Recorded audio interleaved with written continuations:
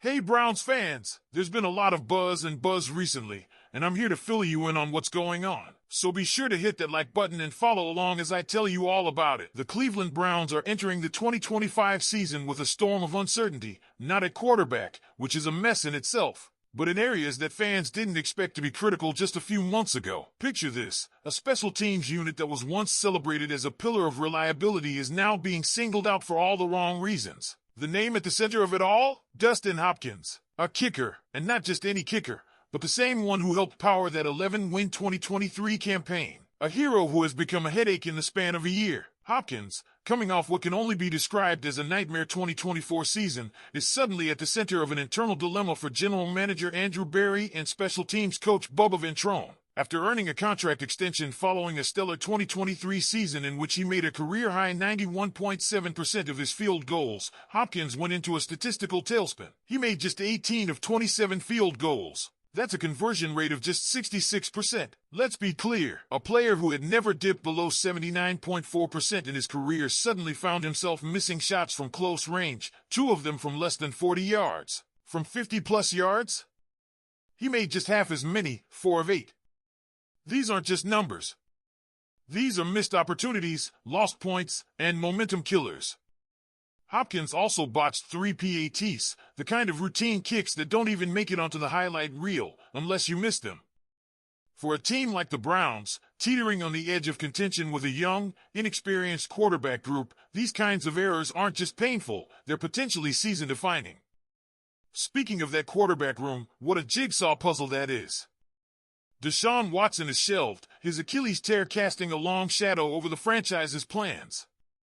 Berry didn't flinch, throwing a net around the league and hauling in Joe Flacco and Kenny Pickett, veterans with very different resumes. Then he doubled down, drafting Dillon Gabriel and Shedeur Sanders. 4 quarterbacks. None of them expensive. All of them gambles. Insider Logan Ulrich didn't mince words. The Browns threw a bunch of darts at the quarterback position. None of them were expensive, but that means Cleveland will likely get what they paid for. Harsh, but is he wrong? Flacco's deal? A modest $4.25 million, starter money only in name. Pickett, still on his rookie contract, costs even less.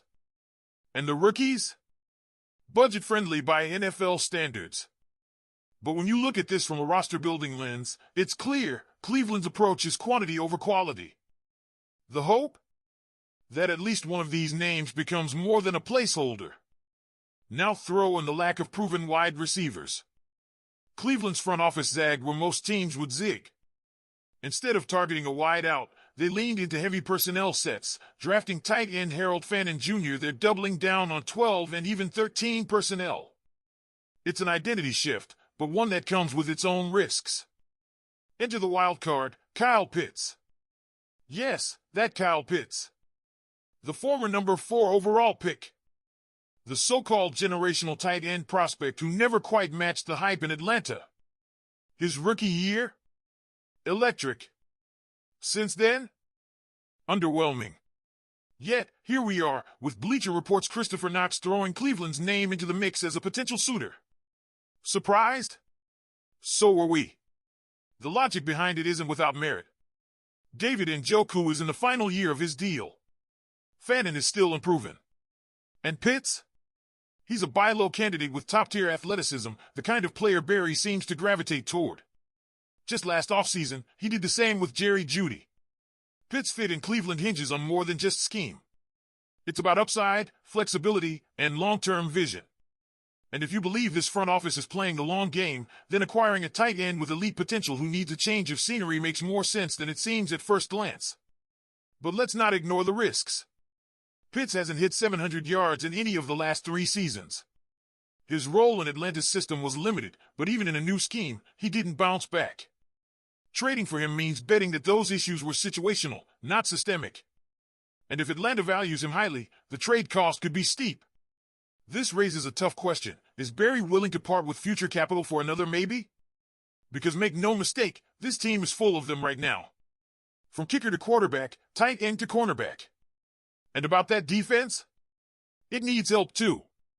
The once dominant unit under Jim Schwartz is now leaning heavily on bounce-back years from key players, none more scrutinized than Martin Emerson Jr. after a 2023 campaign that had Browns fans believing he could be the next great Cleveland corner. Emerson regressed.